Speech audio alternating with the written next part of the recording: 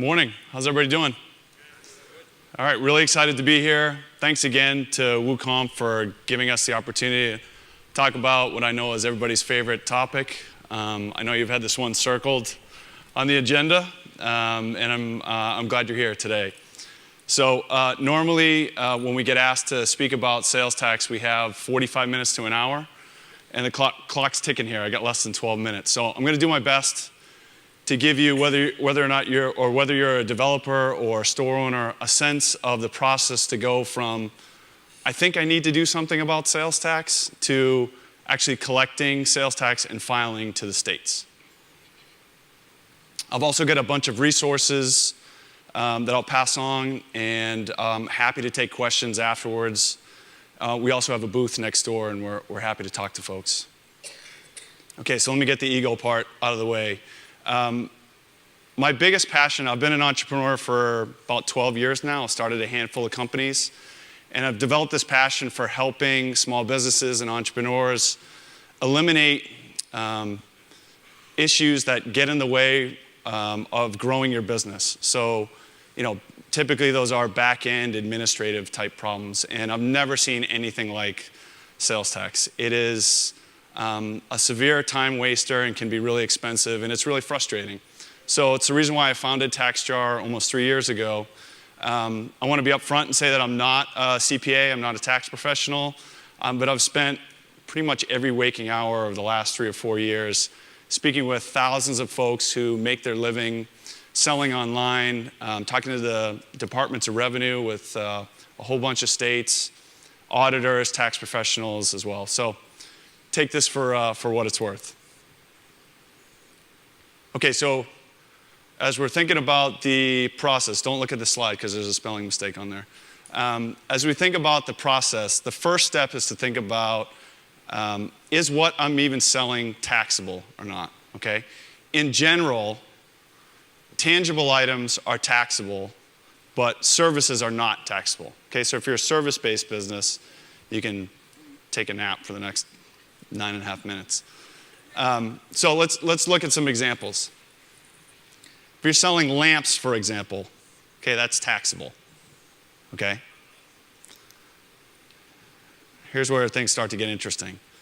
If you sell clothing, it may or may not be taxable. And it really depends on what states are in the equation, okay? Now, it's important to note that there's no federal governing body of sales tax, okay? There is no IRS equivalent when it comes to sales tax. The IRS has nothing to do with sales tax, okay? So instead, the system that we're left with is a system run by each of the states. They govern their own sales tax rules, okay? 45 states have sales tax laws, 5 don't, and then the District of Columbia has them as well. So we're left with 46 different sets of laws. 46 different definitions of what's taxable and what's not. 46 different ways to calculate sales tax, okay? 46 different definitions of when your sales tax returns are due. Okay, so that's where things start to get a little bit fun, a little bit complicated. So clothing falls into the category. Grocery items also fall into that category. Okay, and I'll talk about in a second how you factor in what states are kind of involved in the equation. Shipping also can be taxable. And here's my attempt at sales tax humor, okay? Sales tax nerds like me would laugh at something like this. Do we have anybody in the state of New York that sells bagels? Okay, I didn't think so. Just to show you how granular and ridiculous taxability gets, this item in the state of New York is not taxable, okay? This one is, okay? Because now this is considered to be a prepared food item, okay? Wow, we actually got a few laughs. Okay, that's good. So this just gets crazy. If you have any questions about what you're selling is taxable, we can talk about that, and I can put you in touch with professionals who do taxability research and surveys and all that kind of stuff. So, all right, so we figured out if what we're selling is taxable or not. The next one is to figure out what states are in play, which comes down to where do you have nexus. Okay, nexus is basically a fancy pants word of way of saying that your business has a presence in a state that's significant enough that you have to comply with their laws. Okay? So how do you acquire nexus in a state? Well, here's what we see most often at TaxJar. A home or office, okay, where your business is based gives you nexus. Okay? Yeah, it's a cheesy photo. It's the best one I could find for, if you have a retail business, I hope this person is not in the audience. If you have a retail business, that gives you nexus. Okay, so you could be based in California, but you have a retail store in Texas, you have nexus in both states. Okay? An employee gives you nexus. Affiliates can give you nexus. That's supposed to be an affiliate, talking about your business. Trade shows, okay? In some states, that can give you nexus. Drop shipping, common cause of nexus. And this is one that we see a lot. Inventory, okay? So third-party logistics are growing because a lot of folks want to compete on delivery time. So let's say you're based in California, but you're using a third-party logistics company in Texas or in Florida. The fact that your inventory is stored in that state probably constitutes nexus. The state will say, look, I don't care if you've ever been here before, but the fact that your stuff is here, that's the same as having an employee. That's the same as having a retail location. All right, so next step. You've got to get permission to basically collect the tax. And to do that, you have to get a license, okay? There's no shortcut to this. Unfortunately, there's no way to get a license for every state. You've got to go one by one. So if you have nexus in 3 states and you decide you want to collect in 3 states, you got to get 3 licenses, okay? For the most part, those licenses are free, and it just costs you your time to acquire them, okay? Some states do actually charge. They have the gall to do that. All right, now you've got the license, you've got to collect. All right, and the golden rule here is collect when the item is shipped to a state where you have nexus. Right, so if let's say the store owner is based in Akron, the item gets shipped to Lakewood. Obviously, the store owner has nexus in Ohio, right, because it's based there. Then that store owner is required to collect tax on that sale. Okay? And the opposite of that would be what's called a remote sale. And now the item is shipped to Massachusetts. Store owner does not have nexus in Massachusetts, so not going to collect tax. Really important to note that if you're a multi-channel seller, which we see a lot at TaxJar, be collecting in the same states across all your channels, right? So if you have nexus in Texas and Arizona and California, and you're a store owner and you're also on a marketplace like eBay or Amazon, you got to be collecting in all 3 states across all 3 channels. Okay, so we figured out what we're selling is taxable. We know where we have nexus. We're actually collecting the tax from our customers. What do we do with it? Well, we've got to file returns to the states. Okay? When you get that license, the state will tell you how often you're supposed to file. So typically it's tied to how much you're collecting.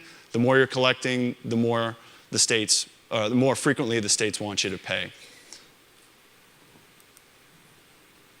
All right. Where it gets really crazy and where it totally sucks for a small business is in most states, it's not as simple. We'll pick on California, my home state. It's not as simple as saying, okay, I collected $500 over the last quarter. Here's my $500. What California will make you do is break down that $500 by every county that you made a sale to. So it's up to the store owner to compile taxable sales and taxes collected by jurisdiction. Okay? This becomes a total nightmare if you are multi-channel, because now you're having to pull your sales from, let's say, Amazon, pull your sales from eBay, maybe you're doing some things at trade shows, and then also from your Woo store. So there's a lot of manual work that's involved to do this. And this is just a quick screenshot. This is from the state of Washington, and it's just a small example.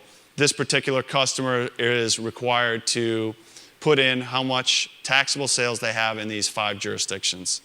And 5 is not a lot, right? For most sellers, it's going to be 20, 30, 40, 50, 100.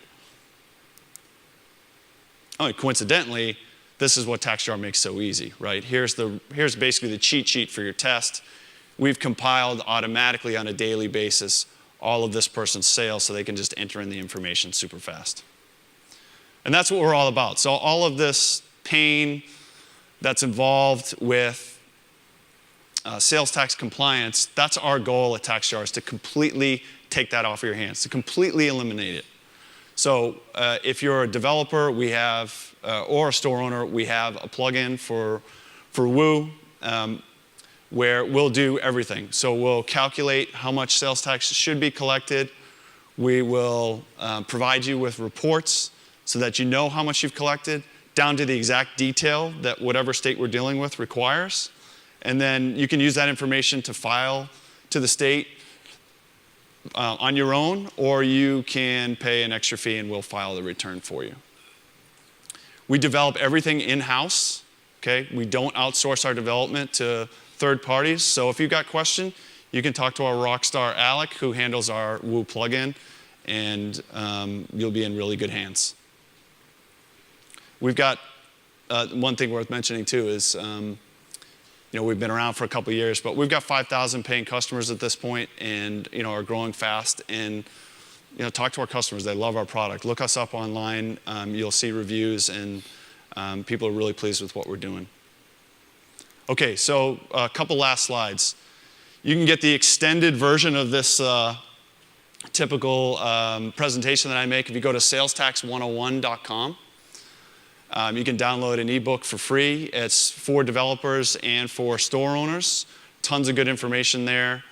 Highly encourage you to do that if you're thinking at all about becoming sales tax compliant. For our visual learners, we do have a YouTube channel. It's jam-packed with a lot of good information. This one always gets a laugh, but we actually have a community on Facebook if you go to salestaxcommunity.com. And there are people talking about sales tax all day long, believe it or not, on there. So that's tax professionals, store owners, people saying, look, I'm dealing with an issue in this particular state. Can you help me out? So there's a lot of good information there. And then we've got the best content team in the business on our blog. Highly encourage you to check that out if you need more information. That's it. Thanks, guys.